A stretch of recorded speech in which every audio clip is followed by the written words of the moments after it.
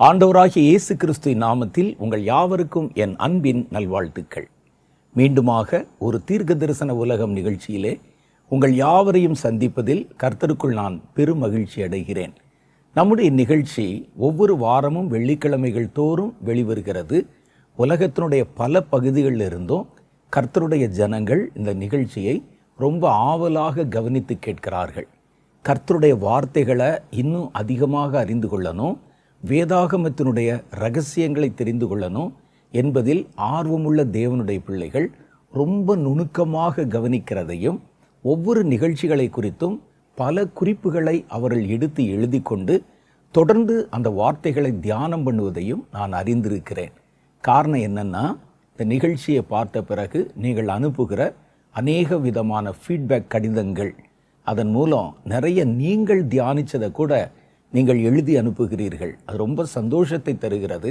ஏதோ ஒரு நிகழ்ச்சி பார்த்தோம், அதை கவனிச்சுட்டு அடுத்த நிகழ்ச்சிக்கு போயிட்டோம், அப்படி இல்லாமல் இவ்வளவு சிரத்தை எடுத்து அக்கறையோட ஒவ்வொரு காரியத்தையும் நீங்களும் குறிப்பெழுதி வைத்து கொண்டு வேத புஸ்தகத்தில் தேடி ஆராய்கிறீர்கள் என்பதை அறியும் போது எனக்கு ரொம்ப சந்தோஷமாக இருக்கிறது. மாத்திரல்ல, இந்த கடைசி காலத்தில் தீர்க்க தரிசனங்களை குறித்த இந்த ஒரு நிகழ்ச்சியை ஏன் நம்ம வாரந்தோறும் வெளியிடுகிறோம் என்றால், அதில் ஒரு மிக முக்கியமான ஒரு இரகசியம் இருக்கிறது. கடைசி காலத்தில் கர்த்தர் தீர்க்க தரிசனங்கள் மூலம் தம்முடைய ஜனங்களை வழிநடத்த விரும்புகிறார். தீர்க்க தரிசன ஊழியத்தை கர்த்தர் இந்த கடைசி காலத்தில் பிரதானப்படுத்தி அதன் மூலமாக ஒரு பெரிய காரியத்தை, திட்டத்தை இந்த உலகத்தில் நிறைவேற்ற அவர் கவனம் வைத்திருக்கிறார். இது எதை வச்சு நம்ம சொல்கிறோன்னா, யோவேலுடைய புஸ்தகம் 2வது அதிகாரம் 28வது வசனத்தில் கர்த்தர் கடைசி காலத்தை குறித்து சொல்லி இருக்கிற அவருடைய வாக்குத்தத்த வெளிப்பாட்டில், கடைசி நாட்களில் மாம்சமான யாவர் மேலும் என் ஆவியை ஊற்றுவேன், உங்கள் குமாரர்கள் குமாரத்திகள் தீர்க்க தரிசனம் உரைப்பார்கள், வாலிபர்கள் தரிசனங்களை காண்பார்கள், மூப்பர்கள் சொப்பனம் காண்பார்கள், அந்நாட்களில் என் ஊழியக்காரர்கள் மேலும் ஊழியக்காரிகள் மேலும் என் ஆவியை ஊற்றுவேன், அவர்களும் தீர்க்க தரிசனம் உரைப்பார்கள் என்று கர்த்தர் சொல்லி இருக்கிறார். அதை நீங்கள் மொத்தமாக கவனித்து பார்த்தீங்கன்னா, கடைசி காலத்தில் எல்லா திறத்தில் இருந்தும் குழந்தைகள், வாலிபர்கள், வயோதிபர்கள், ஊழியக்காரர்கள், ஊழியக்காரிகள் எல்லா திறத்திடத்திலிருந்தும் ஒரு தீர்க்க தரிசன அலை எழும்ப போகிறது. ஒரு தீர்க்க தரிசன ஜெனரேஷன், ப்ராஃபட்டிக் ஜெனரேஷன், ஒரு தலைமுறை எழும்ப போகுது. ஏன் இவ்வளவு தீர்க்க தரிசிகள் எழும்பணும் அப்படின்னா, கடைசி காலத்தில் அவர்களுக்கு நிறைய வேலைகள் இருக்கிறது. மாத்திரல்ல, தேவன் தம்முடைய ஜனங்களை கடைசி காலத்தில் தம்முடைய தீர்க்க தரிசனங்கள் மூலம்தான் வழிநடத்த போகிறார். இதை சாத்தான் தெரிந்து கொண்டு தான் கடைசி காலத்தில் தீர்க்க தரிசன ஊழியத்தில் நிறைய குழப்பங்களை கொண்டு வருகிறதும், தீர்க்க தரிசனத்துக்கு சம்பந்தமில்லாதவர்கள் எல்லாம் தங்களை தீர்க்க தரிசிகள் என்று அடையாளப்படுத்தி கொண்டு மனதில் தோன்றுகிற மனோராஜ்யங்களை எல்லாம் தீர்க்க தரிசனங்கள் என்ற பெயரில் வெளிப்படுத்தி ஒரு குழப்பத்தை ஏற்படுத்தி வர்றாங்க. இந்திய தேசத்தில் மாத்திரம் இல்லை, உலகம் முழுவதும் இன்னைக்கு தீர்க்க தரிசன ஊழியத்தில் பெரிய குழப்பங்கள் இருக்கிறத பார்க்குறோம். தங்கள் மனதில் தோன்றுகிறது, தாங்கள் நினைக்கிறது, அல்லது தாங்கள் அறிந்தே ஜனங்களை வஞ்சிப்பதற்காக பேசுகிற வெளிப்பாடுகள், இது தவிர அவர்களே வஞ்சிக்கப்பட்டு சாத்தான் அவர்களுக்கு காண்பிக்கிற காரியங்களை கர்த்தருடைய தீர்க்க தரிசனம் என்ற பெயரில் சபைகளுக்கும் கர்த்தருடைய ஜனங்களுக்கும் வெளிப்படுத்துகிற ஜனங்கள் என்று நிறைய கள்ள தீர்க்க தரிசன ஆவியை கொண்டவர்கள் எழும்பி இருக்கிறார்கள். ஜனங்களும் பெருவாரியான பேர் அதை தீர்க்க தரிசனம் என்று நம்புகிறார்கள். அவர்களை தீர்க்க தரிசிகள் என்று ஏற்றுக்கொள்ளுகிறார்கள். சாத்தானுக்கு அதான் வேணும். கடைசி காலத்தில் கர்த்தர் தீர்க்க தரிசன ஊழியத்தை பிரதானப்படுத்தி அதன் மூலம் தம்முடைய ஜனங்களை நடத்த போகிறார் அப்படின்னு தெரிஞ்ச உடனே கள்ள தீர்க்க தரிசிகளை திரளாக எழுப்பி தீர்க்க தரிசன ஊழியத்தில் தீர்க்க தரிசனத்தை குறித்த நம்பிக்கையில் ஒரு குழப்பத்தை ஜனங்களுக்குள் கொண்டு வந்து விட வேண்டும் என்பது சாத்தானுடைய ஒரு தந்திரம். அதனால் அந்த கடைசி காலத்தில் கர்த்தர் ஒரு தீர்க்க தரிசன தலைமுறை எழுப்புகிறதை போலவே சாத்தான் ஒரு கள்ள தீர்க்க தரிசன தலைமுறையையும் தீவிரமாக எழுப்பி வருகிறான். வேதம் சொல்லுது, நீங்கள் எல்லா ஆவிகளையும் நம்பாமல் அது கர்த்தரால் உண்டாயிற்றோ என்று சோதித்து பார்த்து நலமானதை தெரிந்து கொள்ளுங்கள் என்று. அப்போ நல்ல தீர்க்க தரிசனம் என்னன்னு தெரிஞ்சாதான் கள்ள தீர்க்க தரிசனம் என்ன என்பதை அடையாளம் காண முடியும். அதனால தான் வேதாகமத்தில் உள்ள தீர்க்க தரிசனங்கள், தீர்க்க தரிசிகள் இவர்களை குறித்து தெளிவான காரியங்களை முதல்ல நம்ம புரிந்து கொள்ளணும் என்பதற்காகத்தான் இந்த நிகழ்ச்சி ஒளிபரப்பு செய்யப்படுகிறது. இதை நீங்கள் இப்போ இருக்கக்கூடிய தீர்க்கதரிசிகள் அப்படிங்கிறவங்களுடைய ஊழியத்தோட ஒப்பிட்டு பார்த்தா நிறைய வித்தியாசம் இருக்கும். வேதத்தில் தீர்க்கதரிசிகள் செய்யாத பல காரியத்தை இன்றைக்கு எழும்பி இருக்கிற இந்த கள்ள தீர்க்கதரிசிகள் துணிகரமாக செய்து வருகிறதை பார்க்கிறோம். அப்போ எது நல்ல தீர்க்க தரிசனம், எது நல்ல தீர்க்கதரிசிகள், எதை நம்ம ஃபாலோ பண்ணணும் என்று இந்த கடைசி காலத்தில் நம்ம தெரிந்து கொள்வதற்காகத்தான் இது கர்த்தர் பேசுகிறாரா, கர்த்தர் நடத்துகிறாரா, கர்த்தர் வெளிப்படுத்துகிறாரா என்பதை அடையாளம் கண்டுகொள்வதற்காகத்தான் ஒரு நல்ல தீர்க்க தரிசனம் எப்படி இருக்கும், ஒரு நல்ல தீர்க்க தரிசி எப்படி இருப்பாங்க, ஒரு தீர்க்க தரிசனத்தை நம்ம எப்படி அணுகணும், ஒரு தீர்க்க தரிசனத்தை நம்ம எப்படி ஆராயணும் என்பதை எனக்கு தெரிந்த அளவுக்கு, நான் வேதத்திலே கற்றுக்கொண்ட அளவிற்கு கர்த்தர் எனக்கு கற்றுக் கொடுத்ததின் அடிப்படையில் உங்களோடு பல காரியங்களை பகிர்ந்து கொண்டு வருகிறேன். இது இந்த கடைசி காலத்தில் வருகிற கள்ள தீர்க்க தரிசன அலைக்கு உங்களை தப்புவிக்கும் என்பதை நான் தெளிவாக நம்புகிறேன். அதனால தான் இந்த நிகழ்ச்சி இவ்வளோ பிரயாசத்தோடு நிகழ்ச்சி வைக்கிறதுக்கு நம்ம எந்த விதத்திலும் வஞ்சிக்கப்பட்டு போயிடக்கூடாது. ஒரு கள்ள ஊழியக்காரனை பின்பற்றி விடக்கூடாது. ஒரு கள்ள தீர்க்கதரிசியை, கள்ள தீர்க்க தரிசனத்தை நல்ல தீர்க்க தரிசனம் என்று நம்பிவிடக்கூடாது.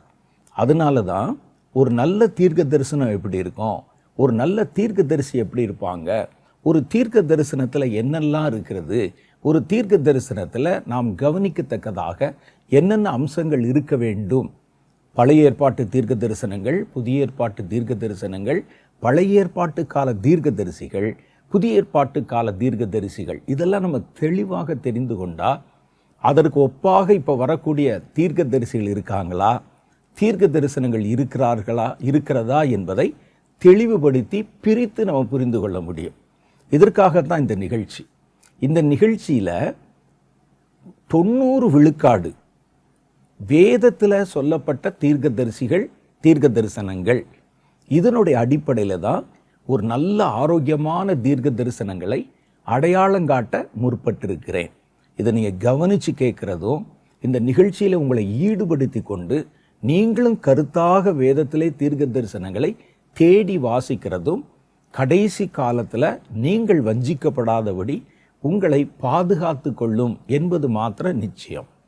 சரி, போன முறை நம்ம சந்தித்து கொண்ட போது ஒரு தீர்க்க தரிசனத்தில் என்னென்னலாம் இருக்கிறது, ஒரு தீர்க்க தரிசனம், ஒரு ஆரோக்கியமான தீர்க்க தரிசனத்தில் என்னெல்லாம் இருக்கிறது அப்படிங்கிறத பற்றி, ஒரு தீர்க்க தரிசிகள் தீர்க்க தரிசன ஊழியங்களை எப்படியெல்லாம் செய்தார்கள் என்பதை பற்றியும் நிறைய செய்திகளை வரிசையாக கேட்டுக்கொண்டு வருகிறோம். போன முறை நம்ம சந்தித்து கொண்ட போதும் ஒரு நல்ல ஆரோக்கியமான தீர்க்க தரிசனத்தில் என்னென்னலாம் இருக்கும். இன்றைக்கி நம்ம மேடையில் கேட்குற பல தீர்க்க தரிசனங்களில் இதெல்லாம் இருக்குதா அப்படின்னு கவனித்து பார்த்தா, இன்றைக்கி நம்ம செய்யக்கூடிய பல தீர்க்க தரிசன ஊழியங்களில் தீர்க்க தரிசனம் என்ற பெயரிலே வெளிப்படுத்தப்படுகிறதுல இந்த சாயல் கொஞ்சம் கூட இல்லாததை நம்ம விளங்கி கொள்ள முடியும். அதற்காக நல்ல தீர்க்கதரிசிகளே கடைசி காலத்தில் இல்லை என்று நம்ம அர்த்தப்படுத்தி விடக்கூடாது. அடையாளம் கண்டுகொள்ள வேண்டியது நம்முடைய கடமை. அதனால்தான் கர்த்தர் நமக்கு வேதத்தை கொடுத்திருக்கிறார். இதோட கூட நம்ம ஒட்டி பார்த்து, உரசி பார்த்து, இது நல்ல தங்கமா கள்ள தங்கமா என்று கண்டுபிடிக்க ஒரு உரைகல்லாக கர்த்தர் தம்முடைய வேதத்தையும் வேதத்தின் சாட்சிகளையும் நமக்கு எழுதி கொடுத்திருக்கிறார். சரி, போன முறை நம்ம சந்தித்த போது ஒரு தீர்க்க தரிசனத்தினுடைய அக்யூரசி, அது எவ்வளவு தெளிவாக வெளிப்படுத்தப்பட்டிருக்கிறது, தீர்க்க தரிசனத்துடைய பிரம்மாண்டம், பல வருடங்களுக்கு பிறகு பிறக்க போகிற ராஜாவுடைய பெயர் முதற்கொண்டு கர்த்தர் அதில் வெளிப்படுத்தி காண்பித்திருந்தார். அந்த நாட்களில் இருந்த தீர்க்க தரிசிகள் பொத்தாம்புதுவான தீர்க்க தரிசனங்களை சொல்லாமல் அவ்வளவு ஷார்ப்பாக தெளிவாக தீர்க்க தரிசனங்களை உரைத்திருக்கிறார்கள். இந்த தீர்க்க தரிசனங்களில் மனிதர்களை பற்றி சொல்லுகிற தீர்க்க தரிசனங்கள் மாத்திரம் கொஞ்சம் வித்தியாசமானது. மனிதர்களை பற்றி சொல்லுகிற தீர்க்க தரிசனங்கள் அப்படின்னா ஒரு இனத்தை பற்றியோ, ஒரு மனிதனை பற்றியோ, ஒரு மனித சமுதாயத்தை பற்றியோ கர்த்தர் சொல்லுகிற சில தீர்க்க தரிசனங்கள். இந்த தீர்க்க தரிசனங்கள் மற்ற தீர்க்க தரிசனங்கள்லேருந்து கொஞ்சம் வித்தியாசமானது. எப்படி வித்தியாசமானது?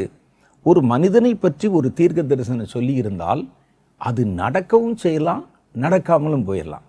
என்ன இப்படி சொல்கிறீங்க அப்படின்னு நீங்கள் கேட்கலாம். ஒரு மனிதனை பற்றி சொல்லுகிற தீர்க்க தரிசனம் அந்த மனிதனுடைய நிலைக்கு தக்கபடி தான் அது நிறைவேறும் அல்லது நிறைவேறாமல் போகும். ஒரு மனிதனை பற்றி கர்த்தர் பேசுகிறார். உன்னை நான் உயர்த்துவேன், உன்னை நான் மகிமைப்படுத்துவேன், உன்னை நான் ஆசீர்வதிப்பேன், என்னுடைய கையிலே ராஜமுடியாக இருப்பா, முத்திர மோதிரமாக வைப்பேன் என்றெல்லாம் கர்த்தர் பேசியிருக்கலாம். ஆனால் அந்த மனிதன் தன்னுடைய சாட்சியிலே நிலையாக இல்லாமல் ஒருவேளை தப்பாக தவறி போயிட்டான்னு வச்சுக்கோங்க. சொல்லப்பட்ட தீர்க்க தரிசனத்தை அவன் தன்னை மேன்மைப்படுத்துவதற்கு பயன்படுத்தி கொண்டு தன் வாழ்க்கையில கவனமாக இல்லாவிட்டால் இந்த தீர்க்க தரிசனம் நிறைவேறாது. அவனை கர்த்தர் உபயோகப்படுத்த மாட்டார், உயர்த்த மாட்டார்.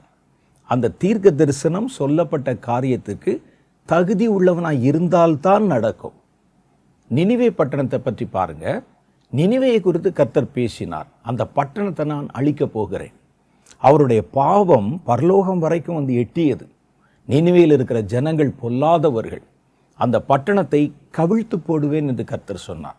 அது ஒரு மனித சமுதாயத்தை, ஒரு தேசத்தை பற்றின ஒரு காரியம். அன்னைக்கு அந்த தீர்க்க தரிசனம் சொல்லும்போது அவர்கள் அழிக்கப்பட தகுதியானவர்களாக இருந்தாங்க. ஆனால் அந்த தீர்க்க தரிசனத்தை கேட்ட உடனே அவர்களுக்குள்ளே ஒரு பயம், ஒரு மாற்றம், ஒரு மனமாற்றம் வந்தது. உடனே யாருமே எதிர்பார்க்கல. தீர்க்க தரிசனம் சொன்ன யோனா கூட எதிர்பார்க்கல. உடனே அவர்கள் உபவாசத்தை அறிவித்து ராஜாவுக்கும் போய் செய்தி சொல்லி, ஒரு மனிதன் நம்ம ஊரில் வந்து நினிவே பட்டணத்தில் இந்த பட்டணம் கவிழ்க்கப்பட்டு போம் அப்படின்னு கர்த்தர் சொல்கிறார் அப்படின்னு சொன்னபோது ராஜா உபவாசத்தை அறிவித்தான். அந்த பட்டணம் முழுசும் உபவாசத்தை அறிவித்தார்கள். ராஜாவிலிருந்து கீழே இருக்கிற குடிமகன் வரைக்கும் ரெட்டு உடித்து கொண்டு கீழே உட்கார்ந்து சாப்பிடாம உபவாசம் பண்ணி தங்கள் பாவத்தை அறிக்கை செய்தார்கள். அவர்கள் மாத்திரல்ல, அவர்கள் வளர்த்த ஆடு மாடுகளுக்கும் அவர்கள் எந்த உணவையும் கொடுக்காம அவர்கள் உபவாசத்தில் அவைகளையும் வைத்திருந்தார்கள். அந்த சத்தம் வானபரியந்தம் போய் எட்டியது. கர்த்தர் தாம் செய்யவிருந்த தீங்கை அவர் மாற்றி போட்டார். அது நடக்கலை. யோனாவுக்கு ஒரே கோபம். நான் சொன்ன தீர்க்க தரிசனம் நடக்கலை 40 நாள் கழிச்சு. இந்த வகை தீர்க்க தரிசனங்கள் மனிதனுக்கு கர்த்தர் சுயாதீனம் கொடுத்திருக்கிறதுனால மனிதன் இப்படியும் போகலாம், அப்படியும் போகலாம். நான் இப்போ இருக்க நிலைமைக்கு ஏற்றபடி நான் இதில் சரியாக இருந்தால் இப்படி நடக்கும் அப்படின்னு கர்த்தர் ஒன்று சொல்லலாம். ஆனால் நான் எப்பவும் ஒரே மாதிரி இருப்பேன்னு சொல்ல முடியாதே.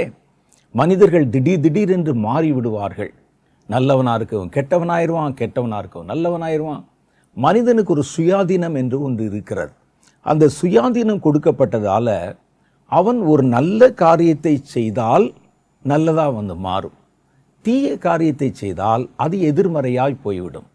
ஒருவன் நல்ல நிலைமையில் இருக்கும்போது கர்த்தர் ஒரு வாக்குத்தத்தத்தை, அவனை குறித்த ஒரு வெளிப்பாட்டை, ஒரு தீர்க்க தரிசனத்தை சொல்லலாம். அது அவன் அப்போது இருந்த நிலைக்கு ஏற்றது. ஆனால் அவன் ஏதோ ஒரு சந்தர்ப்பத்தில் ஒரு பாவத்தில் விழுந்து விட்டான் அல்லது தன்னுடைய நிலையிலிருந்து நிலை தடுமாறி விட்டான் என்றால் அந்த தீர்க்க தரிசனம் நிறைவேற வேண்டும் என்ற அவசியம் இல்லை. அது நிறைவேறாது. அது மனிதனை பொறுத்த விஷயம். அவன் நல்லா இருந்தால் நடக்கும், நல்லா இல்லாட்டா நடக்காது. அப்போ இதை வைத்து கொண்டு நம்ம என்ன செய்யக்கூடாது?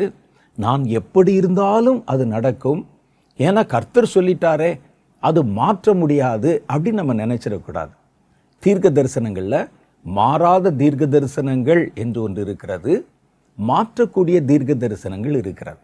ஒரு மனிதனை, ஒரு மனித சமுதாயத்தை குறித்து கர்த்தர் ஒரு காரியத்தை, அது தண்டனையோ ஒரு எச்சரிக்கையோ அல்லது ஒரு ஆசீர்வாதமோ வெளிப்படுத்தி இருந்தால் அந்த மனிதனுடைய நிலை மாறும்போது அந்த வெளிப்பாடும் மாறி போய்விடும். வேதத்தில் உபாகம புஸ்தகத்தில் பாருங்களேன், கர்த்தர் ரொம்ப தெளிவாக ஒரு காரியத்தை சொல்லி இருக்கிறார். உபாகம புஸ்தகம் 28வது அதிகாரம் 1வது வசனம். இன்று நான் உனக்கு விதிக்கிற உன் தேவனாகிய கர்த்தருடைய கட்டளைகளின்படியெல்லாம் செய்ய நீ கவனமாயிருக்கும்படி அவர் சத்தத்திற்கு உண்மையாய் செவி கொடுப்பாயானால் உன் தேவனாகிய கர்த்தர் பூமியில் உள்ள சகல ஜாதிகளிலும் உன்னை மேன்மையாக வைப்பார். எப்போ கர்த்தர் உனக்கு கட்டளையிடுகிற அந்த காரியத்தில் அதை செய்ய நீ கவனமாக இருந்தால் கர்த்தர் உன்னை உயர்ந்த ஸ்தானத்தில் வைப்பார். மாத்திரம் இல்லை, நிறைய அதை தொடர்ந்து பல ஆசீர்வாதங்களை கர்த்தர் வாக்கு பண்ணுகிறார். உன்னுடைய எல்லை ஆசீர்வதிக்கப்பட்டிருக்கும், உன்னுடைய கால்நடைகள் ஆசீர்வதிக்கப்பட்டிருக்கும், உன் பிள்ளைகள் ஆசீர்வதிக்கப்பட்டிருப்பாங்க. ஆனால் எல்லாம் எப்போன்னு கேட்டால் மேலே கர்த்தர் வச்சிருக்கிறார். நான் உனக்கு விதிக்கும் கட்டளைகளுக்கு உட்பட்டு நடந்தால், நடக்காவிட்டால் அதே ஆள்கள் தான், அதே மனிதர்கள் தான். அவர்கள் நடக்காமல் போய்விட்டால் என்ன நடக்கும்? உபாம புஸ்தகம் 28வது அதிகாரம் 19 கர்த்தர் அதையே எதிர்மறையாக மாற்றி சொல்றாரு பாருங்க. இன்று நான் உனக்கு விதிக்கிற உன் தேவனாகிய கர்த்தருடைய எல்லா கற்பனைகளின்படியும் கட்டளைகளின்படியும் நடக்க கவனமாயிருக்கிறதற்கு அவர் சத்தத்திற்கு செவி கொடாமல் போனால் இப்பொழுது சொல்லப்படும் சாபங்கள் எல்லாம் உன்மேல் வந்து வாய்க்கும். அவன் எப்படி மாறுவான்னு யாருக்குமே தெரியாது. மனிதன் இப்படியும் மாறலாம், அப்படியும் மாறலாம். அப்போ அவர்கள் அந்த கட்டளைக்கு கீழ்ப்படியாமல் ஒருவேளை ஏதாவது ஒரு பாவத்தில் பிடிபட்டு கர்த்தரை விட்டு தூரமாக போனால் இப்போ நான் உங்களுக்கு சொன்ன ஆசீர்வாதம் நடக்காது, அது சாபமாய் மாறி போகும் என்று கர்த்தர் சொல்கிறார். இது மனிதர்களை குறித்து. ஒரு மனிதனை குறித்து கர்த்தர் ஒரு தீர்க்க தரிசனத்தை வெளிப்படுத்தலாம். ஒரு ஊழியத்துக்கு அழைக்கும் போது சிலரை பற்றி நிறைய காரியங்கள், வாக்குத்தத்தங்கள் கர்த்தர் அவர்களுக்கு பேசியிருப்பார். ஆனால் அவர்கள் தங்களுடைய அழைப்பிலே, தங்களுடைய ஓட்டத்தில் உறுதியாக உண்மையாக இல்லாவிட்டால் சொன்னது நடக்காது. இதை வெளியே இருந்து கேட்குறவங்க என்ன செய்வாங்க?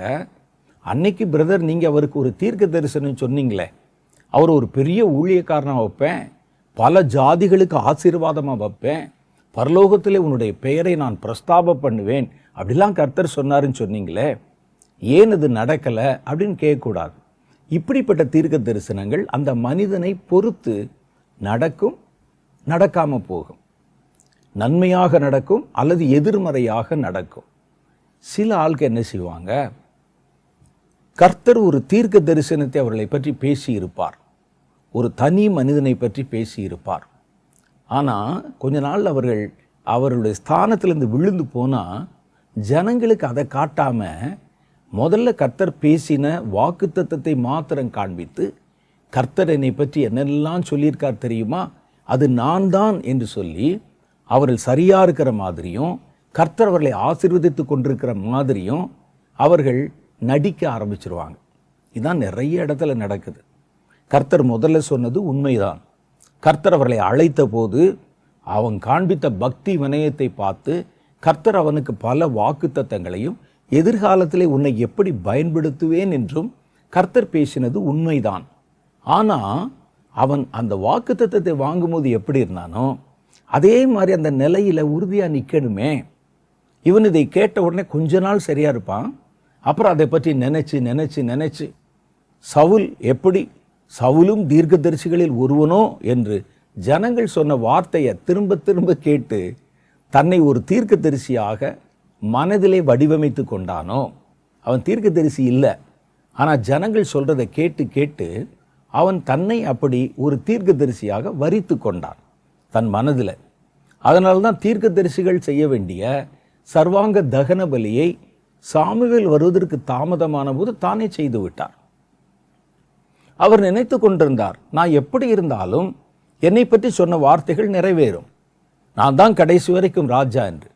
மனிதர்களை குறித்து சொல்லுகிற தீர்க்க தரிசனம், மனித சமுதாயத்தை பற்றி சொல்லுகிற தீர்க்க தரிசனம் அவர்களுடைய நிலைக்கு ஏற்றபடி நடக்கும், நடக்காமல் போயிடும். ஆசீர்வாதமாக இருக்கும் அல்லது சாபமாய் மாறிவிடும். அது அந்த மனிதனுடைய நிலையை பொறுத்தது. அப்போ சொல்லப்பட்டதை வச்சுட்டு நம்ம அதையே நினைத்து கொண்டிருந்து இவனுடைய நிலைமை எப்படி மாறுச்சு என்பது புரியாமல் கர்த்தர் அன்னைக்கு பேசினாரே அவரை பற்றி உங்கள் மூலம் தானே சாட்சியாக வெளிப்படுத்தினார். ஏன் இன்னைக்கு இப்படி நடந்திருக்கிறது? அப்போ நீங்கள் சொன்னது தப்பான்னு கேட்கக்கூடாது. கர்த்தர் சொன்னது தப்பு இல்லை, அவன் நடந்து கொண்டது தப்பு. அப்போ அந்த மனிதர்களை பொறுத்த விஷயத்தில் சொல்லப்படுகிற தீர்க்க தரிசனங்கள் ஒரு சமுதாயத்தை, ஒரு இனத்தை குறித்து சொல்லப்பட்ட ஒரு தீர்க்க தரிசனம். நினிவேல் அப்படித்தான் ஒரு தண்டனையை கர்த்தர் சொன்னார். அவர்கள் மனம் மாறின போது கர்த்தர் தண்டனையை மாற்றி போட்டுட்டார்.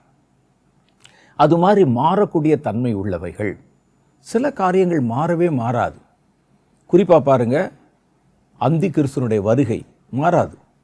நீங்கள் எல்லாம் எவ்வளவுதான் பேர் கூடி நம்ம ஜெபம் பண்ணினாலும் சாத்தானுடைய கையில் ஒரு 7 வருஷம் இந்த உலகம் ஒப்பு கொடுக்கப்படும் சொல்லியிருக்குதே, அதை மாற்றி போடுவோன்னு சொன்னால் மாறாது.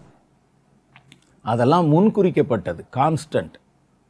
மலைகள் விலகி போகும், கடலில் சமுத்திரங்கள் கொந்தளிக்கும், மாறாது. அதெல்லாம் கடைசி காலத்தில் நடக்க வேண்டிய தீர்க்க தரிசனங்கள். அது மனிதர்களை பற்றி ஒரு மனிதனுக்கு கர்த்தர் செய்வேன் என்று சொன்ன காரியம். மனிதன் மாறினால் அதுவும் மாற வாய்ப்பு இருக்குது. மற்ற தீர்க்க தரிசனங்கள் மாறாது, அது அப்படியே தான் நடக்கும். கர்த்தர் என்னென்ன காரியங்கள் ஸ்டெப் பை ஸ்டெப்பாக போட்டு வச்சுருக்கிறார் பாருங்கள். கர்த்தருடைய ரகசிய வருகை நடந்தே தீரும். அதுக்கு பிறகு 3.5 வருஷ உபத்திரவ காலம் நடக்கும். எல்லாரும் கூடி சபையாக ஜெபம் பண்ணி நினிவே பட்டணத்து மாதிரி ஜெபம் பண்ணாலும் அது நடந்தே தீரும். அப்போ தீர்க்க தரிசனத்தில் 2 இருக்குது. மாறக்கூடிய தீர்க்க தரிசனம், மாறக்கூடாத தீர்க்க தரிசனம். அப்போ இதை நம்ம புரிந்து கொள்ளணும். கர்த்தர் மனிதனுக்கு சுயாதீனமாக 2 வழிகளை வைத்திருக்கிறார். அப்போ கர்த்தர் என்ன செய்வார்னா, இந்த 2 வழியில் எதை தேர்ந்தெடுக்கிறானோ அந்த ஒவ்வொரு வழிக்கு உண்டான தீர்க்க தரிசனத்தை, அவனை குறித்த திட்டத்தை கர்த்தர் வச்சிருப்பார். அவன் ஜீவ வழியில் போனால் என்ன நடக்கும், ஒருவேளை மரண வழியில் போனால் என்ன நடக்கும், அதைத்தான் சொல்கிறாருங்க. நீங்கள் கட்டளையை கடைபிடித்தால் என்ன நடக்கும், கடைபிடிக்காவிட்டால் என்ன நடக்கும். இது எல்லாருக்கும் பொருந்தும், உங்களுக்கும் பொருந்தும், எனக்கும் பொருந்தும். ஒரு மனிதனை குறித்து கர்த்தர் என்னை உன்னை இப்படி பயன்படுத்து அப்படி பயன்படுத்துன்னு சொல்லிட்டா, நான் சரியாக இருந்தால் தான் கர்த்தர் பயன்படுத்துவார். நான் ஜீவ வழியை தேர்ந்தெடுத்தால் என்னென்ன இவனுக்கு செய்யணும், ஒரு பிளான் வச்சுருப்பார். மரண வழியை தேர்ந்தெடுத்தால் இவனுக்கு என்னென்ன செய்யணும், அது ஒரு பிளான் வச்சுருப்பார். அதைத்தான் உபாகமம் 28 நம்ம தெளிவாக அறிந்து கொள்ள முடிகிறது. எரேமியாவின் புஸ்தகம் 21வது அதிகாரம் 8வது வசனத்தில் ஆண்டவர் சொல்றார் பாருங்க, பின்னையும் அவர் இந்த ஜனங்களை நோக்கி, இதோ நான் உங்கள் முன்னே ஜீவ வழியையும் மரண வழியையும் வைக்கிறேன் என்று கர்த்தர் சொல்லுகிறார். நீங்க ஜீவ வழியை தேர்ந்தெடுத்தா ஒரு பிளானு, மரண வழியை தேர்ந்தெடுத்தா ஒரு பிளானு. 2ஐயும் கர்த்தர் முதலே போட்டு வச்சிருப்பார். இவன் என் பாதையில் நடந்தால் இப்படி, அதை மறுதலித்தால் இப்படி அப்படின்னு. அதனால இவைகள் மாறக்கூடியவை. மற்ற தீர்க்க தரிசனங்கள் மாறாது. ஒரு இயற்கையை பற்றி சொல்லி இருக்கிறார், ஒரு வருகையை பற்றி சொல்லி இருக்கிறார், ஒரு நியாய தீர்ப்பை பற்றி சொல்லி. நியாய தீர்ப்புனா எங்களுக்கு பயங்க.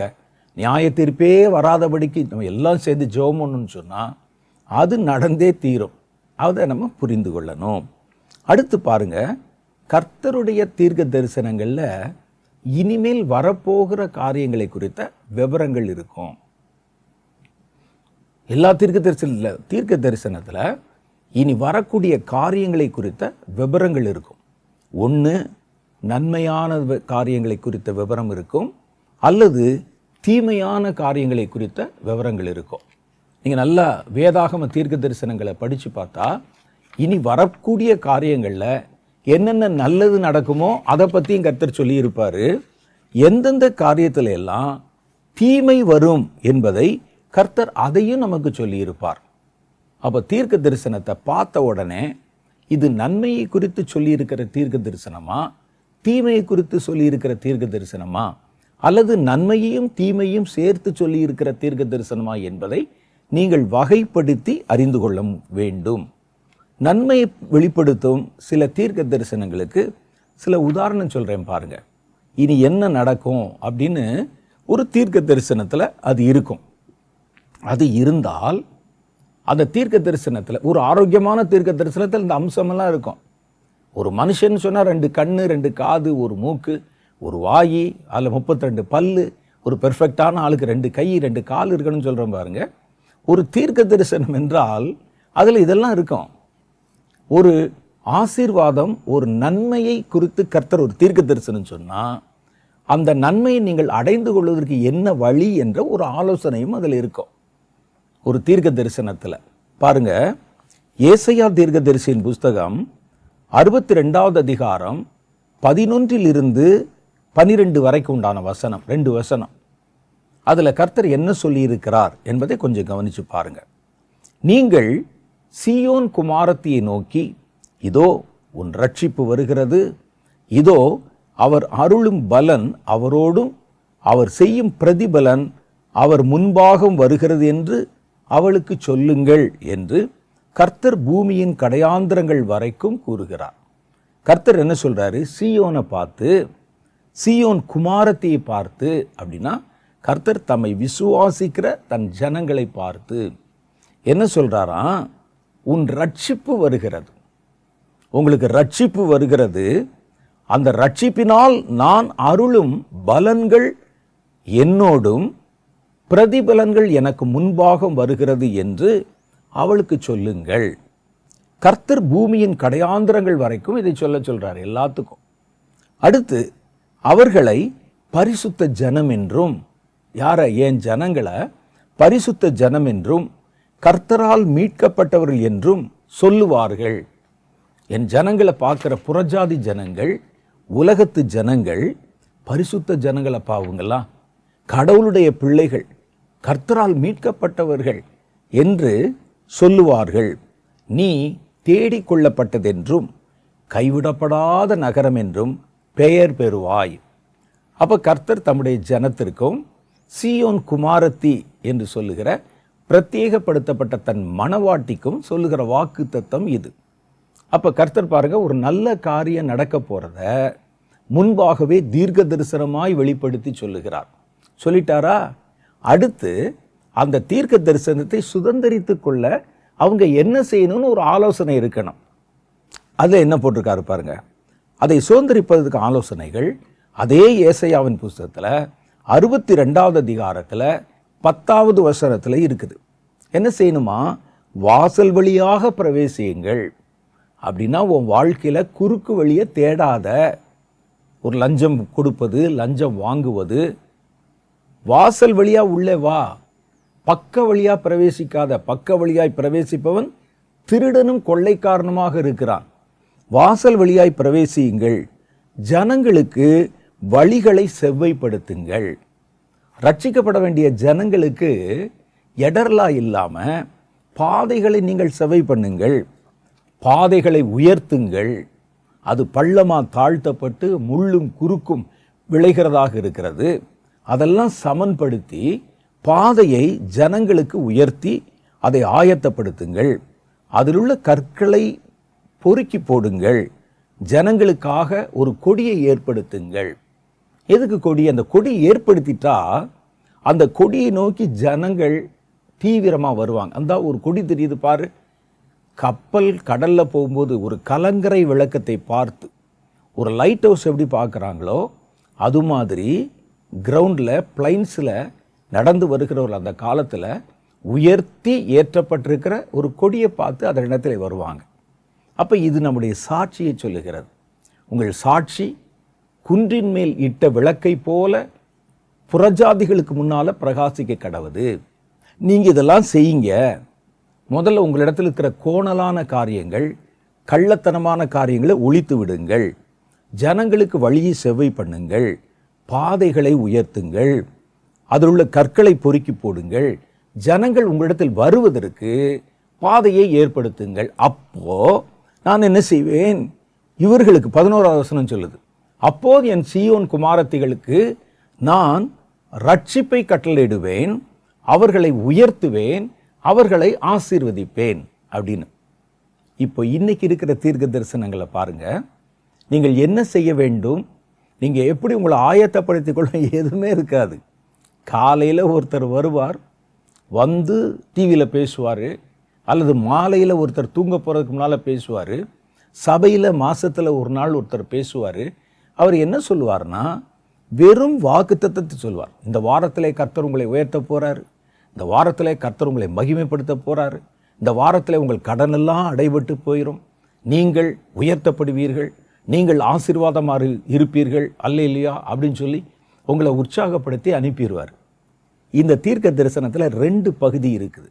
ஒன்று, கர்த்தர் செய்ய போவது, அதை பெறுவதற்கு நீங்கள் செய்ய வேண்டியது. 2வது, இன்னைக்கு நம்ம சொல்லக்கூடிய பல காரியங்களில் கர்த்தர் செய்ய போவதாக ஜனங்களை உற்சாகப்படுத்துவதற்கு வாக்குத்தத்தங்களை அள்ளி இறைக்கிறோமே ஒழிய இதை பெறுவதற்கு அவர்கள் என்ன செய்ய வேண்டும் என்பதை சொல்லுவதில்லை.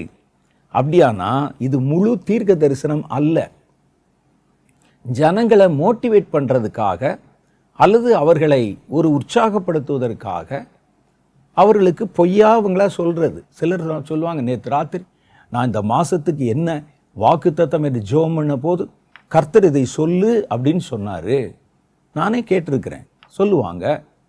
அவர்கள் சொல்லும்போது அவர்கள் ஒரு பகுதியை மாத்திரம்தான் சொல்லுவாங்க. கவனித்து பார்த்தீங்கன்னா, கர்த்தர் உங்களை இந்த வாரத்தில் உயர்த்த போகிறாரு, உங்கள் வியாதி இந்த மாதத்தில் போயிடும், உங்களுக்கு நன்மை நடக்கும், கர்த்தர் இதை செய்ய போகிறார். அது சரிங்க.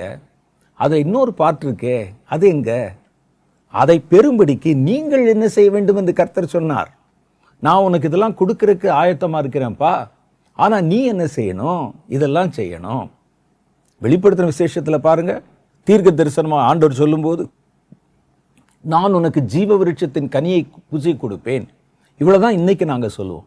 ஆனால் கர்த்தர் என்ன சொல்கிறார் தெரியுமா? முழு தீர்க்க தரிசனம், ஜெயம் பெறுகிறவன் எவனோ அவனுக்கு நான் ஜீவ விருட்சத்தின் கனியை புசிக்க கொடுப்பேன். நீ ஜெயம் பெற்றால்தான் நான் கனியை புசிக்க கொடுப்பேன். அப்போ நம்ம பார்க்குற ஒரு தீர்க்க தரிசனத்தில் இந்த 2 அம்சங்கள் இருக்குதான்னு பாருங்க. அதில் நீங்கள் செய்ய வேண்டியதை கட் பண்ணிவிட்டு, ஏன்னா இதெல்லாம் சொன்னால் ஜனங்கள் கேட்க மாட்டாங்க, இது பாரமான உபதேசம், யார் கேட்பா அப்படின்னு எங்ககிட்ட ஜனங்கள் நம்பி வரமாட்டாங்க, அதனால் அவங்கள உற்சாகப்படுத்துறதுக்காக மாதந்தோறும், வாரந்தோறும், நாள்தோறும், வருடந்தோறும் வாக்குத்தத்தத்தை மாத்திரம் கர்த்தர் எனக்கு தீர்க்க தரிசனத்தமாக வெளிப்படி சொன்னார்னு சொல்கிறோம் ஒழிய, அது உண்மையிலே கர்த்தர் வெளிப்படுத்தி இருந்தால் அந்த தீர்க்க தரிசனத்தில் 2 பார்ட் இருக்கும். ஒரு நன்மை, அதை சுதந்திரித்து கொள்ள நீங்கள் என்ன செய்யணும் என்ற காரியம் இருக்கும். அதை நம்ம கவனித்து பார்க்கணும். இன்றைக்கு நமக்கு அதிக சமயம் ஆயிட்டதுனால ஆரோக்கியமான தீர்க்க தரிசனத்துடைய அம்சங்களை பற்றி வருகிற வாரம் மீதி காரியங்களையும் நம்ம தியானிக்க போகிறோம். தீர்க்க தரிசனங்களை குறித்து கவனமாக நம்ம இருக்கணும்.